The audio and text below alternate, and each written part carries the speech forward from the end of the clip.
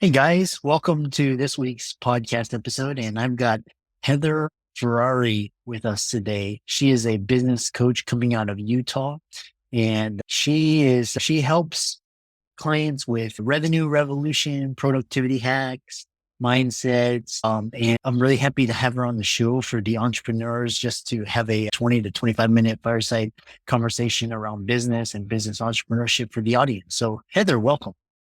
Chris, thank you so much. I'm so thrilled to be here and be with you and spend a few minutes together today. Thank you. Yeah, I really enjoy talking with entrepreneurs, and we were talking about how the power of the internet has allowed us to come together and create and share and just influence almost for just the cost of our time.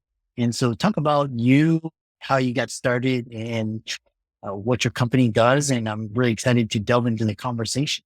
Great. I could definitely talk about myself for a little bit. I'm just kidding. I started in small business. My parents still run a business. It's been going strong for 52 years. And so it was just something that was instilled in me since I was just tiny to run and operate your own business. So of course, the minute that I could run away from that, I did, and I went and worked for somebody else and then quickly realized that my parents did have something figured out. So then I went into insurance. I started my own agency at 23 and became very successful doing that, and then decided to become a person that recruited and hired and trained in a new territory for the insurance company. So I was in leadership, went back into insure and running and operating an agency again, to retiring from insurance and becoming a mother, which was such a wonderful part of my life. And then I jumped into this coaching thing. I worked for a coaching company and then eventually started my own. So I've worked myself opening and operating companies. I've worked for my parents. I've worked for other people. And it seems to always come back to running my own show. My dad would tell you that it's because I'm stubborn and I don't like to listen to anybody, but I don't think that's true. That's a beautiful story. And I was telling my coaching clients, if you're still working for somebody in your 50s or 60s, there's, it, it's time to start thinking, reframing it and think about it a different way, either become self-employed or a business owner or investor, uh, sever ties and reduce dependency on someone else. And so I love how you had a early head start. Delving in, one thing is talking about is a lot of the audience are they're interested in scaling. So what are some effective strategies you've implemented to help small business owners scale without sacrificing quality or personal time? I would say a lot of times it's a you problem. And what I mean by that is sometimes people aren't taking a step back soon enough to realize that there is a better way. So I would first and foremost encourage anybody that feels like they're about to struggle or been struggling a little bit, don't wait too much longer, because normally it doesn't get better. We're in these habits that have got us here. And so unless we have a way to change those, then we're just going to stay here instead of moving forward. And I can say that personally, I've stayed stuck too long in a spot because I didn't ask for help soon enough. And so that would just be a big takeaway. But I think a lot of times people think that they are the only thing or the only person that's bringing that quality or bringing that service. And if they're not involved in some way, that it's going to fall apart. And that is just like bad thinking, because there are great people out there and there are lots of things that we can train people to do, that you're still involved, but not in every piece.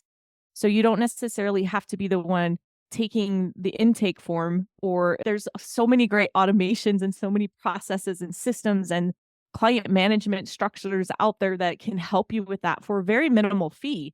And so I think it's for every business, it's a little bit different just because they are unique in what they do and how they do it. I think there are great solutions for people to scale if they just take, first of all, breathe, take a step. You're not alone in this. Anyone that's been successful at some point been there, but also that there are plenty of options. And sometimes that's overwhelming for people as well. And sometimes having a person or calling a few companies or doing a little bit of research could help you decide what would be the best process or system for you. But that's one of the biggest things that you can do is ask for help and then look for things that we can automate. And then the next step would be, how do we delegate, right? How do we And that's a big one for a lot of people. Delegation's hard. You're now giving up something to somebody. Yeah, and I think that last statement really resonates with the audience who are doctors or lawyers, dentists. They're so used to doing things themselves. And a lot of times I hear that, oh, I'll just do it myself. It's easier. Whereas where they can actually impart that knowledge and train somebody.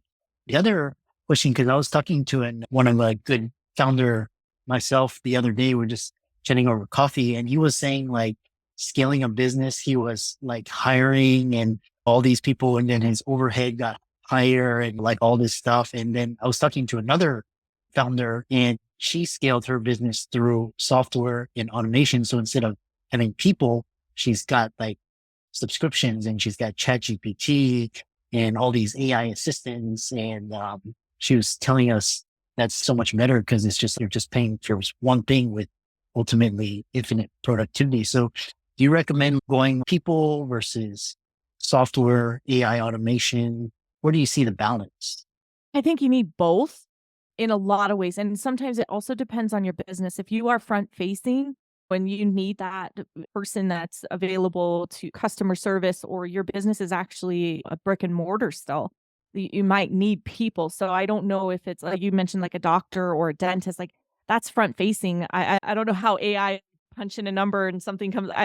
Possibilities are unlimited, but I still think people anticipate to have somebody at the front desk. So I think sometimes it's a little bit of both.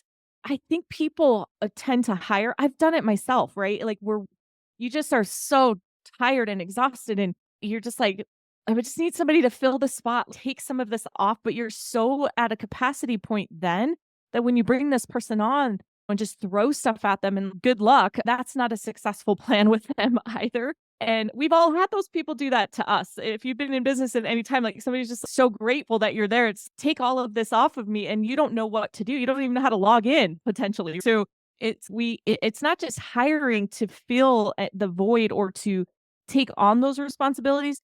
Before you hire, I would sit and say, okay, what is it that I would delegate to somebody, right? How do I take these things that I'm feeling? What would I delegate? And if it's only a part-time person, then don't be looking for someone full-time. That's where we get out of control with overhead too. And maybe there are things that you could automate, so you wouldn't need to delegate all of it to somebody. You would just need to delegate the automation to them. I always think about it as what's coachable, trainable, teachable. Because if we can get those things off of our plates, like a dentist, like I wouldn't be able to go into a dentist office and perform the work, but there's are things that I could do to help assist and take some things off of their plate. So I think it's a little bit of both. And I think as the owner, we just have to start to identify what are those things that we would hand off. And in that way, we're building a job description, right? We're actually seeing. So when we go to recruit for that person, it's not a question of just take all this stuff. It's these are the things that I need you to do. And I'm going to teach you, train you, and coach you on how to do them. And then we can take a step back and enjoy the benefits of having a person or an automation in place. Like you said, it's a fine line and a fine balance. And a couple of the podcast guests just before you, and she was saying that the marketing department used to be 20 people. Now it's 2 people. And now you actually have a CMO who's fractional. So he or she is working for like 10 different companies, and there's not a full time, and which is, I love this idea of coachable, teachable, trainable. Moving the conversation forward is talk about revenue growth tactics. And you say growing revenue by 50% is bold, and share some specific tactics that have been proven successful for your clients in achieving this growth.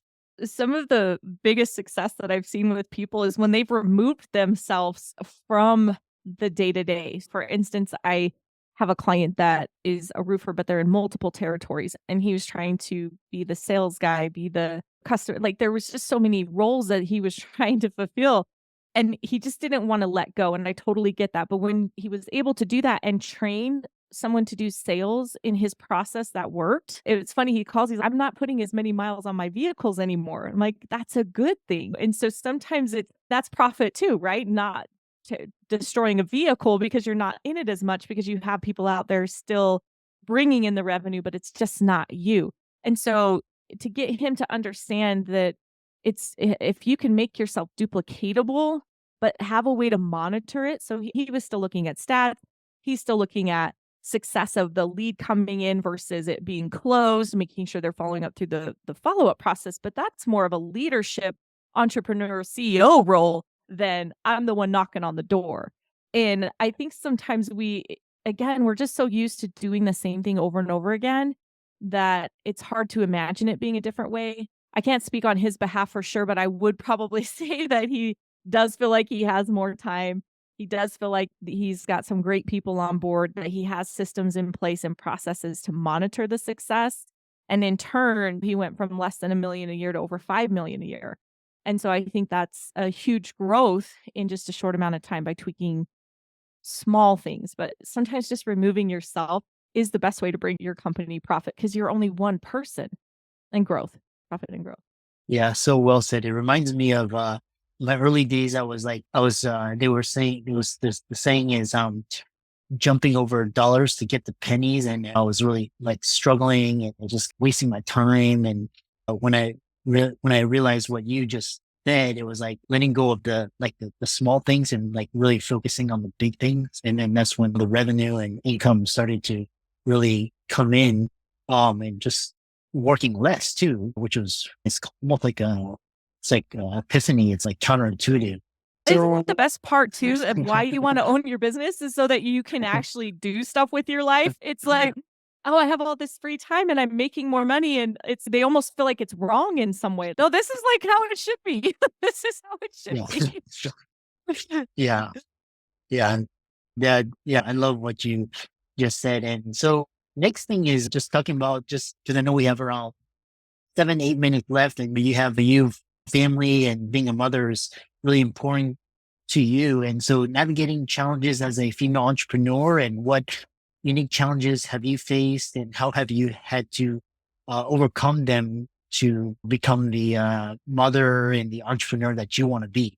That is such a powerful question, Chris, so I appreciate that you ask that because even in my own family, my sisters are stay-at-home mothers.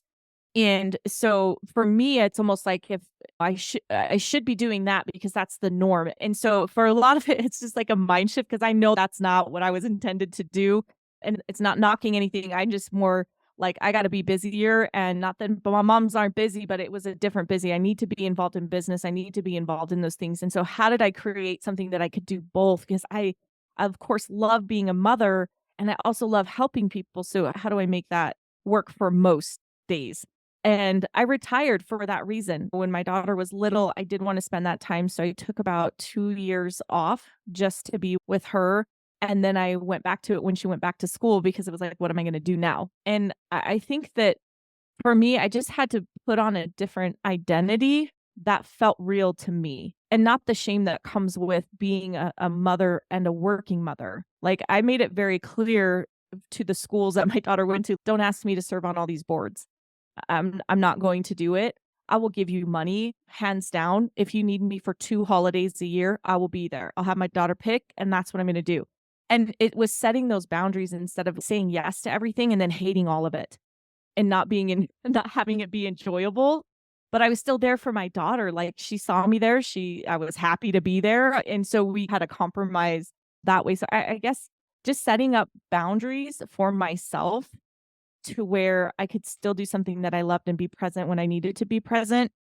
I see even in a lot of my clients that are female entrepreneurs is they're trying to do so many things. And when they come down to it, they're like, yeah, I don't really need to be doing that, but I just feel like I have to. Let's let's question those things because the have to part, feeling like that, there's guilt, there's shame. Let's get rid of all of that and then actually do the things that are going to bring even more intensity and value to your family and to your day to day than trying to make everybody else happy.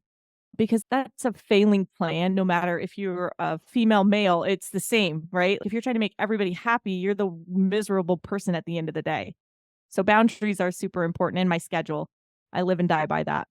Yeah, that's the almost I've heard about the schedule, and basically you can see how successful somebody's going to be by looking at their schedule, and just because it's just basically once you get in your calendar, it's like just execution. That's a great coach that taught me the power of your schedule.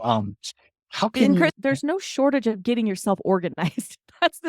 Especially in today's technology, there's no shortage of that. It just takes a little bit more of an effort upfront to enjoy those rewards day to day, week to week, month to month. yeah. Yeah, how can people find you and follow you and reach out to you and find out more about the work that you do? Oh gosh, thank you so much. They can find me. My website is heatherferrari.com.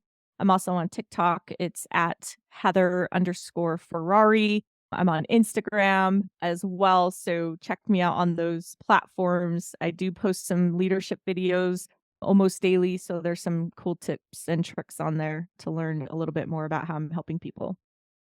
Yeah, I really like that. And for the audience, be sure to give Heather's socials a like and follow, and really enjoyed this conversation. And thanks so much for coming on. Thank you, Chris. I enjoyed it as well. Thank you again.